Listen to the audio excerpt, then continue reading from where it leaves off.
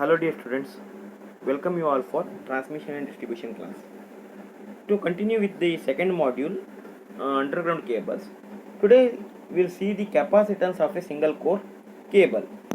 A single core cable can be considered to be an equivalent to two long coaxial cylinders, means two cylinders we can consider. The conductor or core is the core of the cable is the inner cylinder, while the outer sheath or outer lead sheath is considered as the second cylinder or outer cylinder. Means it's like a two pipes. Assume one half-inch pipe, another one 1-inch pipe. If you can put the half-inch pipe inside a 1-inch pipe, no. So how it looks like? One pipe is inside the another pipe, means one cylinder is inside the other cylinder. Same thing we are considered here. Single core cable is considered as a two coaxial cylinders. So inner one is the conductor, outer one is the load sheath, which is at earth potential. Consider the single core cable with the conductor diameter small d. Here conductor's diameter is considered as small d. You can see in this figure 11.13, in center one blue colored circle is there, that is the diameter of the conductor, and inner sheath diameter is capital D. The outer blue color, which is considered as the capital D diameter of the outer sheath or inner sheath, what you are calling.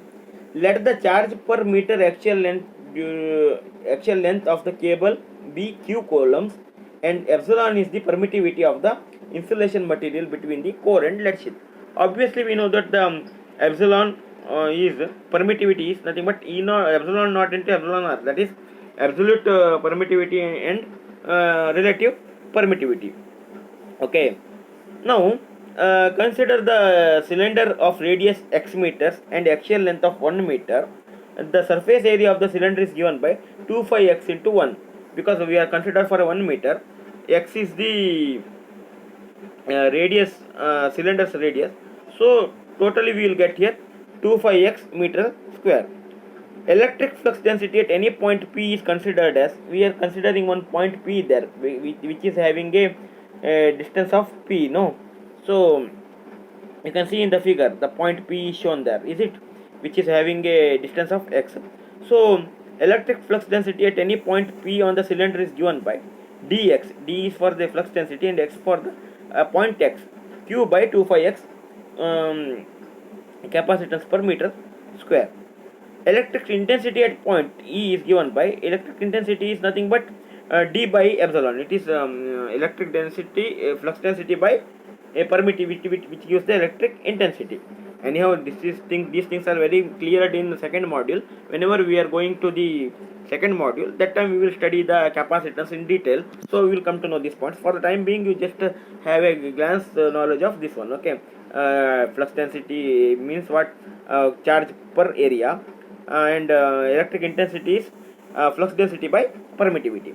So it can be given by Q by 2 pi x epsilon, or epsilon can be once again resolved into in epsilon naught into epsilon r. The work done in a moving unit, positive charge from a point P through a distance dx in the direction of the field Ex dx. Hence the work done is in moving unit charge from conductor to sheath, which is the potential difference V between the conductor and sheath, is given by, here potential difference V is given by integration of electric field intensity into the Ex into dx. From where to where? Obviously we know that starting from the outer part of the conductor to the last part of the inner sheath. So outer part of the, from the center, the outer part of the conductor is d by 2, that is the radius point, and the end point is the capital D by 2, that is the radius of the outer sheath. If we are going to integrate it, Ex is nothing but Q by 2 pi x epsilon naught er, or here only thing is D is here x is the variable, remaining things are constant. We can take Q by 2 pi in epsilon naught er as outside. Integration of 1 by x dx will be there. 1 by x is nothing but log x, and here it is natural logarithm with a limit of small d2 to capital D2, if we apply that one, it will become, as we know that log of log x of any limit is upper limit minus lower limit. So obviously log d by 2 minus log d by 2 will give you log d by d. So capacitance of the cable is nothing but what? Charge by what? Voltage.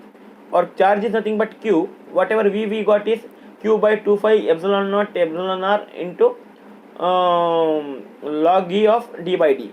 So if you solve that one, we will get 2 phi epsilon naught epsilon r divided by natural logarithm of capital D by d farads per meter.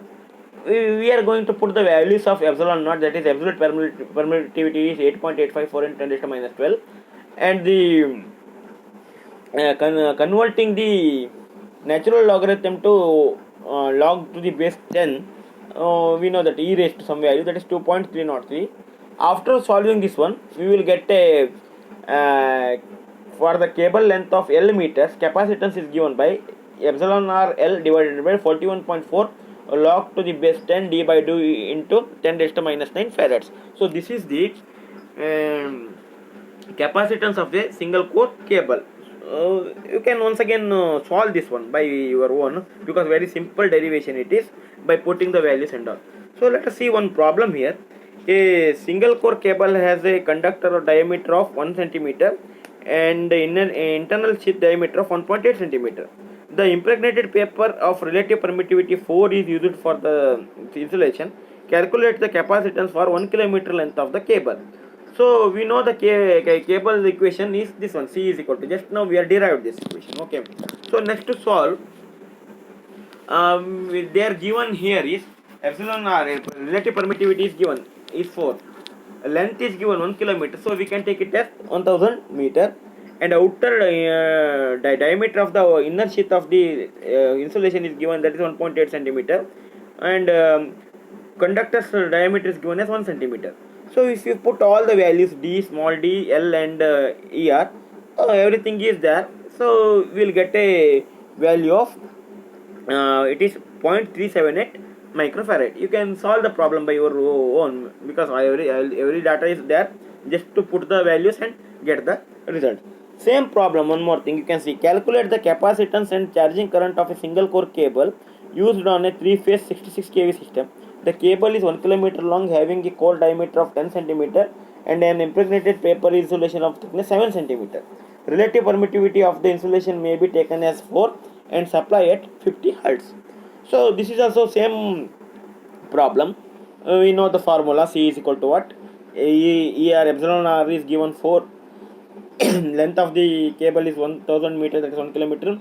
Diameter is 10 centimeter, and here thickness 7 centimeter is given. Both the side thickness will be there. Obviously 10 plus 2 into 7, that is 24 centimeters is the outer diameter, inner diameter of the inner sheath, means the total diameter of the inner sheath. By putting these values, we will get a C, that is 0.254 microfarads. But we need to calculate here charging current. We should know the first what is the phase voltage. 66 kV line voltage is given, divided by root 3, we will get 38.1 kilovolt. So charging current is nothing but VPH by XC. So once we know the C, we know that 1 by 2 phi of C is nothing but XC. So charging current we are going to get is 3.04 amps. You can solve this problem also. And another problem of the same type, they are given a 33 kV 50 Hz 3-phase underground cable, 4 km long, uses the 3 single core cables. Each of the conductor has a diameter of 2.5 cm and radial thickness of insulation is 0.5 cm. Determine number of capacitance of the cable per phase. Second one is charging current per phase. Third one is total charging kVAr. Relative permittivity of insulation is given is 3. Same solution of the problem. Values are little bit different. Here length is 4000 meter, that is 4 km.